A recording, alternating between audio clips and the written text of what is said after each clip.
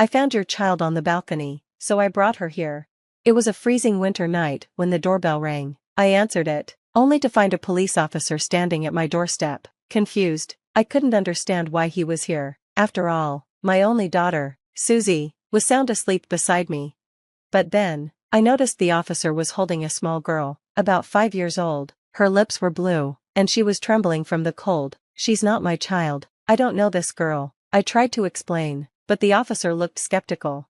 He suggested taking her to the hospital, but I couldn't shake the feeling of shock. The girl's hair was overgrown and unkempt, her clothes dirty and full of holes, as though they hadn't been washed in ages. Despite her appearance, she looked to be around Susie's age, but much thinner, almost frail. I stood there, wondering how this child ended up on my balcony. Who was she? Where had she come from? Little did I realize at that moment the chaos she would soon bring into our lives. My name is Janice, a 32-year-old office worker. I live on the first floor of an apartment that my parents gifted us, along with my high school sweetheart turned husband and our 5-year-old daughter. Susie, my husband, a company employee, frequently traveled for work, often stepping in for his colleagues even on his days off, leaving Susie and me home alone during his trips. That night, while my husband was away, and Susie and I were getting ready for bed, the doorbell rang unexpectedly. Peeking through the camera, I saw the officer. Perplexed, I opened the door, and he said something that left me frozen. I found your child on the balcony, so I brought her here. What did he mean? My daughter was safe, asleep inside. My heart raced as the officer's eyes widened in disbelief. But I was the one truly shocked. How had that little girl ended up on my balcony while I was asleep? I hadn't heard a single sound. The officer stood there, holding a girl who couldn't have been older than 5. Her lips were blue, and she was shaking uncontrollably in the freezing night air. It was so cold that it felt like snow could fall at any moment. She's not my child. I don't know this girl, I insisted, but the officer's eyes remained doubtful. After a pause, he said, I'm taking her to the hospital. The girl looked so cold, so pitiful, that I hurried to grab a warm blanket from the back room. I wrapped her in it, hoping it would offer some comfort. Her tiny hands were icy, and she seemed to be holding back tears, biting her lips without making a sound. Her hair was a tangled mess, and her stained, tattered clothes were full of holes, showing no signs of having been washed for a long time. She appeared thin and pale, as if malnourished. My mind raced with questions. Who was this child? How had she ended up on my balcony? And why? The more I looked at her, the more my heart ached, thinking of a girl the same age as my own daughter, Susie, enduring so much pain. That night, sleep eluded me. My thoughts kept returning to the little girl and the mystery surrounding her. By morning, I was exhausted, but then my phone rang. It was my husband calling from his business trip. Has anything unusual happened while I've been gone? He asked. Well, yes, I replied. A strange girl was on our balcony last night. The police took her to the hospital. To my surprise, his response was sharp. Why didn't you take care of her yourself? What? But she's a stranger. What could I have done? I stammered, confused by his sudden anger. You're a mother too, he said sternly. You should have taken care of that little girl instead of just handing her over to the police. Isn't it sad? His words left me baffled. How did he know the girl was young? I hadn't even mentioned her age. I questioned my husband, but his explanation was frustratingly vague. No, actually, she's the daughter of an acquaintance of mine. Her mother is gone, and I felt sorry for her, so I brought her yesterday. I thought you would take care of her. What? I replied in shock. You weren't on a business trip? You need to explain this clearly. He apologized, but I couldn't comprehend how he could leave such a small child on the balcony on a freezing night. Even if she was dressed warmly, she could have easily frozen to death. So, where are you now, and what are you doing? I asked, my patience wearing thin. He told me he was trying to track down the girl's mother, but I couldn't shake the feeling that he was hiding something. When he finally returned from his so-called business trip, he gave me some hurried explanation, picked up the girl from the police, and left her with me. Did you find her mother? What about her father? I asked. No, I haven't found them yet, he replied, evasively. And her father, well, I don't know him. But who is this acquaintance you mentioned? I pressed, hoping for clarity. Just someone I know casually. Let's leave it at that. I have another business trip soon, he said, brushing off my questions. Wait, what about this girl? I called after him, but he ignored my plea and left, leaving the girl in my care. Something felt deeply wrong about his behavior. My instincts told me there was more to the story, so I searched through his belongings. In the inner pocket of his suit, I found something that made my heart race. Shocked by what I had discovered, I quickly tried calling my husband, but he wouldn't answer. Just then, I noticed Susie and the little girl standing nearby, watching me with worried expressions. "What's your name?" I asked softly. "Ashley," she answered nervously in a small voice. She told me she was the same age as my daughter, 5 years old. When I smiled gently at her, she seemed surprised, then laughed, clutching her rumbling stomach. "You must be hungry, right?" I asked. "Yes," she replied with a shy nod. I made Hawaiian plate lunches for Susie and Ashley. They both stared at the food curiously for a moment before digging in with enthusiasm. They ate so quickly that their faces were soon covered in sauce. When I reached out with a tissue to wipe Ashley's face, she flinched, instinctively raising both hands to cover her head as if bracing herself. The gesture unsettled me. "It's okay, sweetheart," I said softly, trying to reassure her. "I'm just wiping your mouth." Ashley relaxed, lowering her hands. With a relieved expression, she let me clean her face before turning back to finish her meal, her appetite returning. Once both girls were done, they looked content and satisfied. It was clear Ashley needed a bath. Her clothes were dirty, and her skin looked like it hadn't been properly washed in days. As I started to undress her for a quick shower, I gasped involuntarily. Her small body was covered in bruises, marks that looked like she had been beaten and pinched. I tried to keep my composure, not wanting to alarm her, and gently guided her to the bathroom. While I prepared the shower, Ashley suddenly said, "It's okay, I can do it myself." Before I could react, she began washing herself with cold water. "Wait, what are you doing?" I snapped, unable to hide my shock. She looked up at me with a puzzled expression and said, "Ashley always does it like this." "With cold water?" I asked, my heart sinking. She nodded, and as she reached for the cold water again, I quickly stopped her. "No, sweetie, you need warm water," I said gently, taking over and washing her thoroughly with soap. As I poured warm water over her, she murmured, "It's warm," her eyes wide with surprise and contentment. It broke my heart to realize that she rarely showered at home, and when she did, her mother had told her to use cold water. The fact that Ashley accepted this as normal, without questioning it, made me ache for her. After the shower, I dressed her in clean clothes, still shaken by what I had discovered. I dressed Ashley in Susie's clothes and neatly arranged her hair. The transformation was remarkable. Standing next to Susie, Ashley looked like her sister. The two of them could have been twins. I couldn't help but smile warmly as I noticed how much they resembled each other, their faces reflecting a sense of innocence and sweetness.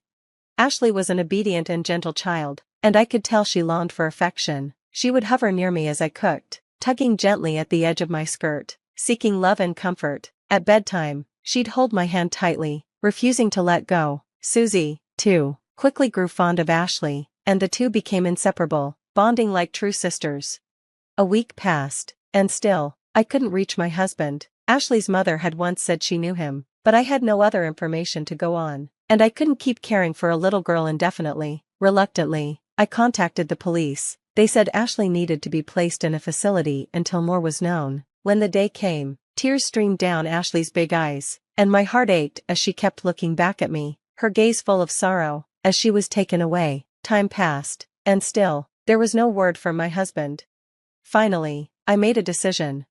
9 years later, I was living with my parents in their family home, along with Susie and Ashley. I had officially adopted Ashley after her stay in the facility. Unable to let her go, my parents treated her as their own grandchild, believing she had come into our lives for a reason. They showered her with love and affection, and Ashley thrived in our home. She and Susie grew up like sisters, blossoming into beautiful young women. Both had always dreamed of becoming models, and now that dream had come true. They were regularly featured as junior models in magazines, stepping into the glamorous world of fashion. Their radiant smiles and confidence reflected the happiness they found in each other's company. One day, the doorbell rang at our family home. When I opened the door, I was stunned to see my ex-husband, Philip, standing there, looking worn out and disheveled. Beside him was a woman who introduced herself as Joanna. Not wanting to cause a scene in front of the neighbors, I invited them inside. As soon as they sat on the living room sofa, they began speaking. "Ashley is my child," Philip said abruptly, as if those 9 years of silence meant nothing. There was no apology, no explanation for his disappearance. I let out a deep sigh, overwhelmed by his audacity. She looks just like you, I replied, still in shock. I thought she might be yours. And who is this woman, your partner? I asked, gesturing toward Joanna. Philip nodded and, without much hesitation, began telling the story of how he met her. Joanna had been working part-time at a bar that Philip frequented. Even though she knew he was married with children, they hit it off, and eventually, she became pregnant with his child. She gave birth to Ashley, but Philip couldn't make up his mind and didn't divorce me right away. Joanna, growing tired of childcare, eventually abandoned her role as a mother. In desperation, Philip thought of having me raise Ashley. It was an unbelievable story, but what surprised me even more wasn't just the tale itself. Please, give Ashley back to us. My ex-husband suddenly stood up from the sofa, his voice cracking as he made an outrageous request, tears welling in his eyes. He apologized deeply, but his words left me speechless. What? I asked, completely stunned. I saw her in a magazine. She's grown up so beautifully, hasn't she? She's even becoming popular. His tone was desperate. So what? That has nothing to do with either of you, I retorted, my frustration boiling over. But I'm Ashley's real mother, Joanna interjected. You're just the fake. After all, how dare you claim her without contacting us all these years? Her words cut deep, but I wasn't having it. How dare you? You've been gone for 9 years without a single word. Philip, now on his knees, grabbed my leg, looking utterly pathetic. We don't have any money. We're in real trouble. Ashley is our only hope. Please, give her back to us. My stomach churned at his plea. You're planning to use her to make money, aren't you? You want to live off her success. How could you even think of that? I said, disgusted. No, Philip protested. That's not fair. You're the one using Ashley to make money with her modeling career.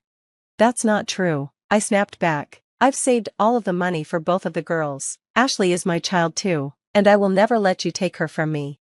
Suddenly, Joanna rose from the sofa, her eyes wild, as she lunged toward me with a reckless energy that sent a shiver down my spine. Before I could react, Ashley burst into the room, throwing herself between us. She spread her arms wide, standing protectively in front of me, glaring at Joanna.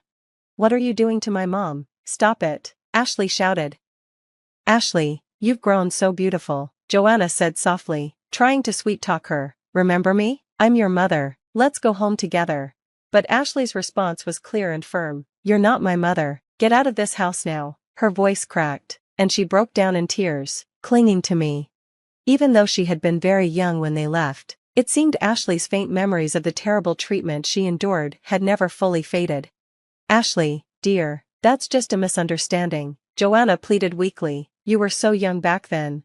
I'd had enough. I reached into my drawer and pulled out the note and photograph I had found in Philip's suit years ago. The note read, I don't want to raise a child. I can't find Ashley cute. Get rid of her somewhere. If you won't marry me, let's run away together. The photograph showed a young Ashley, covered in bruises. I also had the hospital medical report. I laid them out in front of them. Do you still claim to be her parents after seeing this? I demanded.